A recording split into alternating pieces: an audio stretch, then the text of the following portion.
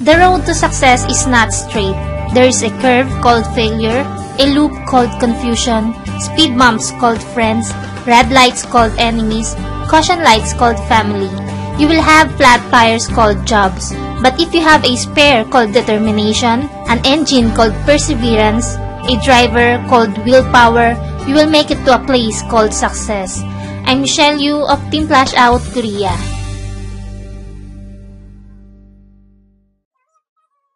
Bago mo simulan ng video na to, panoorin mo muna ang video number 1 ng Marketing Plan 6 Ways to Earn. Makikita mong link sa description box.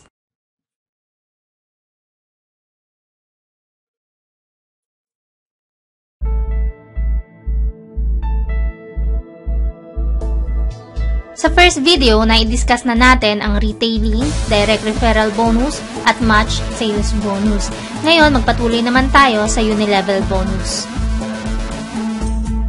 Heto ang video number 2 ng AIM Global Marketing Plan 6 Ways to Earn.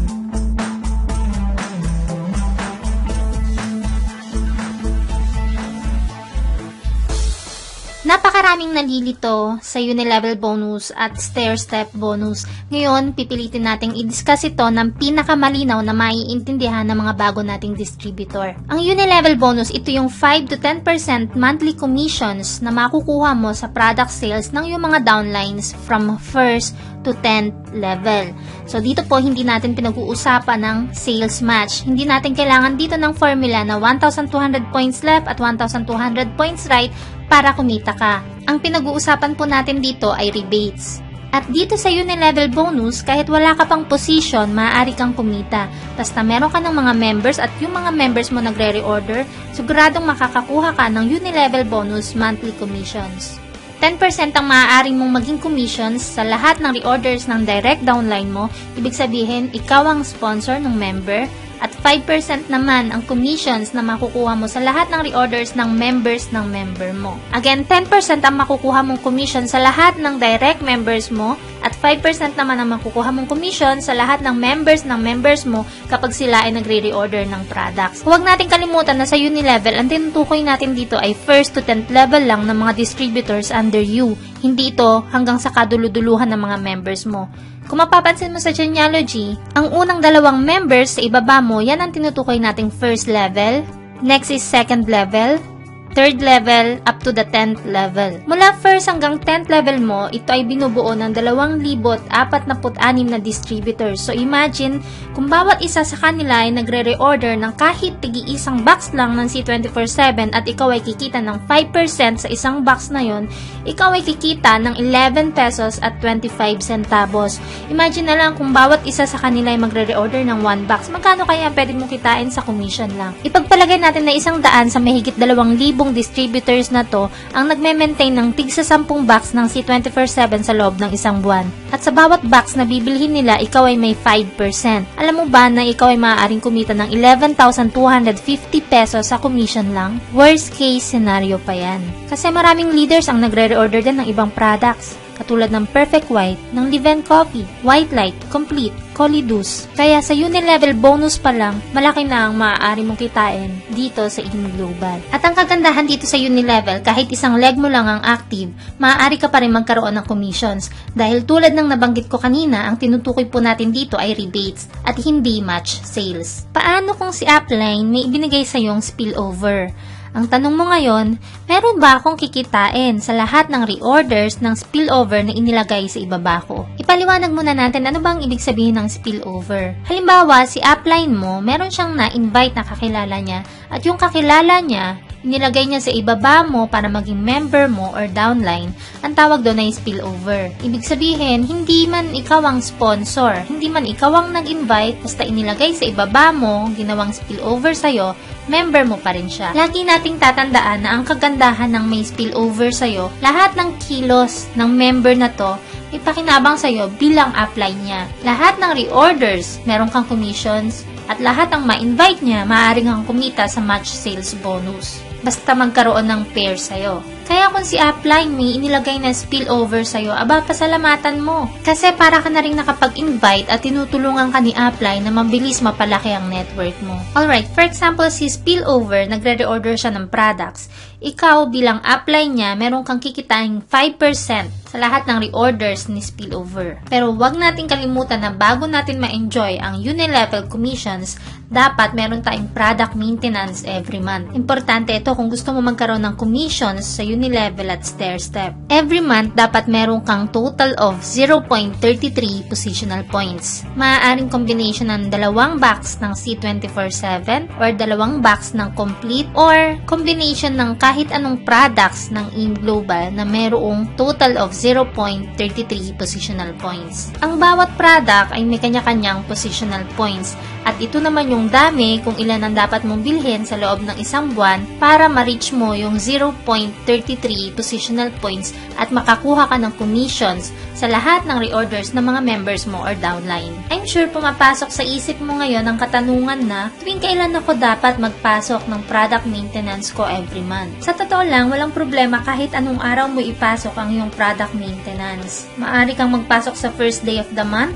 15th day of the month, or maaari din sa katapusan ng buwan na ito. Ang mahalaga, within this month, meron kang equivalent of 0.3334 positional points kung gusto mong makakuha ng unilevel bonus. Isa pa sa mga tanong na tumatakbo sa isip mo ngayon, paano naman kung ako ay multiple accounts? Lahat ba ng accounts ko or lahat ba ng heads ko ay dapat pasukan ko rin ng product maintenance? Ang sagot po dyan, yes. Kung lahat ng heads mo gusto mo magkaroon ng commissions, gusto mo makakuha ng commissions sa unilevel, syempre lahat sila dapat lagyan mo ng product maintenance. Pero kung halimbawa naman nagsisimula ka pa lang at iilan pa lang din naman ng members mo at kapos ka pa sa budget mo para sa product maintenance, maaari din namang mamili ka lang sa mga heads mo kung alin doon ang gusto mong lagyan. Pero take note, kung alin lang ang nilagyan mo ng product maintenance every month, syempre yun lang din ang makakakuha ng commissions. Kung maglalagin ka sa webpage mo or yung tinatawag natin data tracking center, yung Facebook nating mga distributors, dito mo makikita ang total unilevel earnings na meron ka na pumasok sa'yo simula na nagsimula ka up to now. Ibig sabihin, ito yung kabuang kinita mo sa unilevel commissions. At pumapasok ang commissions natin sa unilevel at stairstep every 15th of the month. Sa totoo lang, ito ang lagi kong inaabangan tuwing 15 ng buwan kasi ang sarap ng may bonus, hindi ba? Okay, magpunta naman tayo sa stairstep bonus. Ito naman ay monthly overriding commission na nakabase sa rank mo. Kung ikaw ay Silver Executive, Gold Executive, or Global Ambassador. Kapag mas mataas ang rank, mas malaki ang commissions. Ano naman ang pagkakaiba ng unilevel sa stairstep? Una, sa unilevel, hindi mo kailangan ng position para magkaroon ka ng commission. Kahit ikaw ay isang distributor pa lang, maaari ka na magkaroon ng every month commission sa unilevel.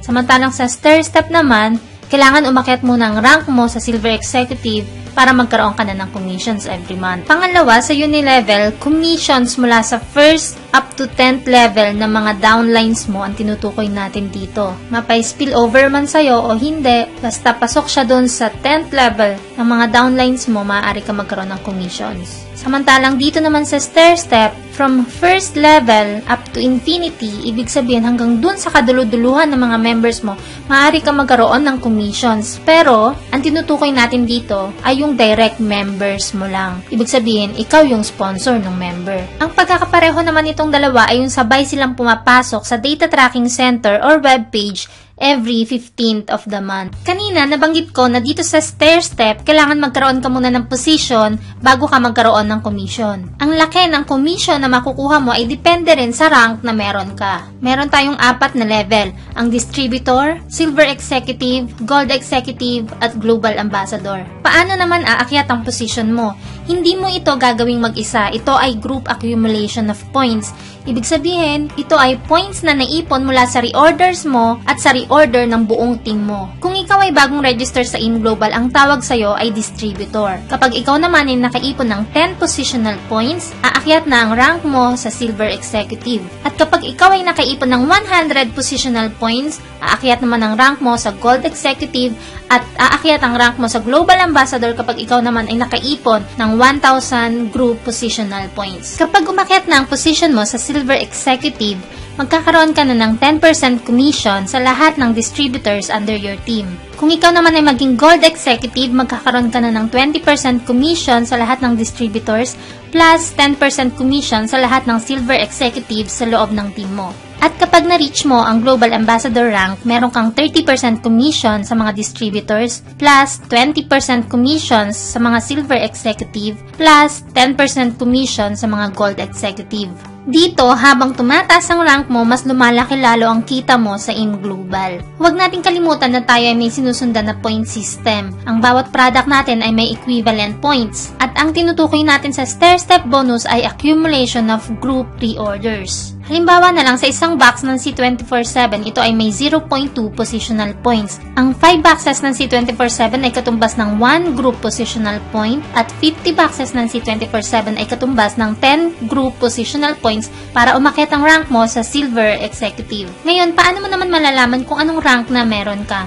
Kapag nag-login ka sa webpage mo, meron kang makikitang ganito. At dyan mo malalaman kung ikaw ay distributor, Silver Executive, Gold Executive, or Global Ambassador. Dito sa stair-step, meron tayong tinatawag na no time frame, no demotion, and no pass up. Ano ba ibig sabihin ng tatlong to? Ang ibig sabihin ng no time frame, kahit kailan ka ma-promote or kahit kailan umakyat ang rank mo ay pwede. Kahit after 5 years or 10 years man yan, okay lang kasi wala naman tayong time limit. Hindi tayo pinipressure ng company na dapat sa ganitong kaikling panahon umakyat na ang position mo. Walang ganun kaya sinabing no time frame. Next is no demotion.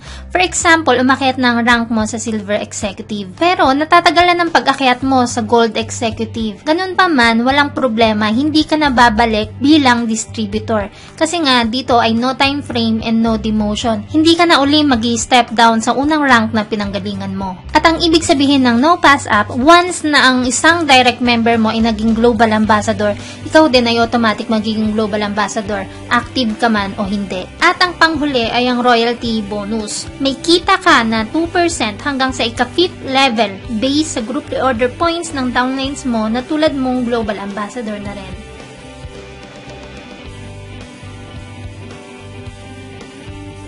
Bukod pa dyan, meron din tayong tinatawag na travel incentives kung saan pwede kang ma-qualify sa mga free trips ng AIM Global, all expense paid with pocket money pa.